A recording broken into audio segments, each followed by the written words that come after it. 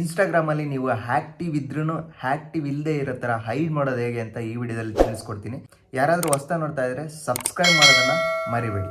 Just ನಿಮ್ಮ ಇನ್ಸ್ಟಾಗ್ರಾಮ್ನ click ಮಾಡಿ. So Instagram click ಮಾಡಿದ ತಕ್ಷಣ ನಿಮಗೆ ಕಾಣ್ತಾ ಇರ್ಬೋದು ಈ ಥರ ವಿಂಡೋ ಓಪನ್ ಆಗುತ್ತೆ.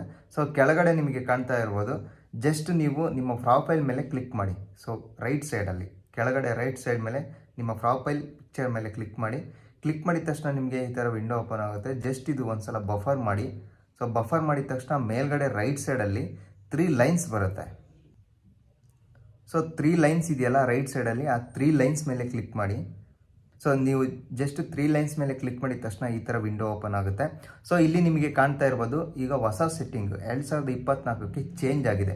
ಮುಂಚೆ ಆ್ಯಕ್ಟಿವಿಟಿ ಅಂತ ಬರೋದು, ಸೊ ಈಗ ಬೇರೆ ಥರ ಬರುತ್ತೆ. ಅದೇನಪ್ಪ ಅಂತ ಅಂದರೆ, ಸೊ ನಿಮಗೆ ಕಾಣ್ತಾ ಇರ್ಬೋದು ಮೆಸೇಜಸ್ ಆ್ಯಂಡ್ ಸ್ಟೋರೀಸ್ ರಿಪ್ಲೈಸ್ ಅಂತ ಇದೆ, ಅದ್ರ ಮೇಲೆ ಕ್ಲಿಕ್ ಮಾಡಿ.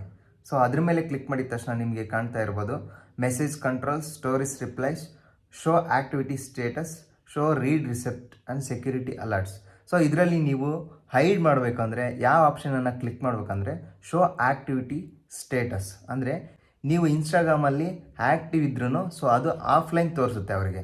ಸೊ ಅದನ್ನು ನೀವು ಆನ್ ಮಾಡಬೇಕಾಗುತ್ತೆ. ಸೊ ನೀವು ನಿಮ್ಮ ಒಂದು ಅಕೌಂಟನ್ನು ಯೂಸ್ ಮಾಡ್ತಾ ಇದ್ರು ಸೊ ಬೇರೆಯವರಿಗೆ ನಿಮ್ಮ ಮೆಸೇಜ್ ಚಾಟಿಂಗ್ ಪಾರ್ಟ್ನರ್ಸ್ಗೆ ಆಫ್ಲೈನ್ ತೋರಿಸುತ್ತೆ. ಹಾಗೆ ಮಾಡೋದು ಹೇಗೆ ಅಂತಂದರೆ ಜಸ್ಟ್ ನೀವು ಶೋ ಆ್ಯಕ್ಟಿವಿಟಿ ಸ್ಟೇಟಸ್ ಮೇಲೆ ಕ್ಲಿಕ್ ಮಾಡಿಬಿಟ್ಟು ಸೊ ಅಲ್ಲಿ ಕಾಣ್ತಾ ಇರ್ಬೋದು ಆನ್ ಆಗಿರೋದನ್ನು ಜಸ್ಟ್ ನೀವು ಅದರ ಮೇಲೆ ಟ್ಯಾಪ್ ಮಾಡಿ. ಸೊ ಅದು ಕಂಪ್ಲೀಟಾಗಿ ಆಫ್ ಆಗುತ್ತೆ. ನೀವಿಲ್ಲಿ ನೋಡ್ಬೋದು you can continue to use our service if active status is off. ಅಂದರೆ ನೀವು ಇನ್ಸ್ಟಾಗ್ರಾಮಲ್ಲಿ ಆ್ಯಕ್ಟಿವ್ ಇದ್ದರೂ ಕೂಡ ನಿಮ್ಮ ಒಂದು ಮೆಸೇಜ್ ಪಾರ್ಟ್ನರ್ಸ್ಗೆ ಸೊ ಇವರು ಆ್ಯಕ್ಟಿವ್ ಇಲ್ಲ ಆಫ್ಲೈನನ್ನು ತೋರಿಸುತ್ತೆ. ಸೊ ಅಲ್ಲಿ ಗ್ರೀನ್ ಒಂದು ರೌಂಡ್ ಚಿತ್ರ ಬರುತ್ತಲ್ಲ, ಸೊ ಅದು ತೋರಿಸೋದಿಲ್ಲ ಅವರಿಗೆ. ಅವ್ರಿಗೆ ಏನನ್ಸುತ್ತೆ ಸೊ ಇದು ಆಫ್ಲೈನಲ್ಲಿ ಇದ್ದಾರೆ, ಇನ್ಸ್ಟಾಗ್ರಾಮಲ್ಲಿ ಆ್ಯಕ್ಟಿವ್ ಇಲ್ಲ ಅಂತ ತೋರಿಸುತ್ತೆ. ಸೊ ಈ ವಿಡಿಯೋ ಇಷ್ಟ ಆಗಿದ್ರೆ ಒಂದು ಲೈಕ್ ಮಾಡೋದನ್ನು ಮರಿಬೇಡಿ.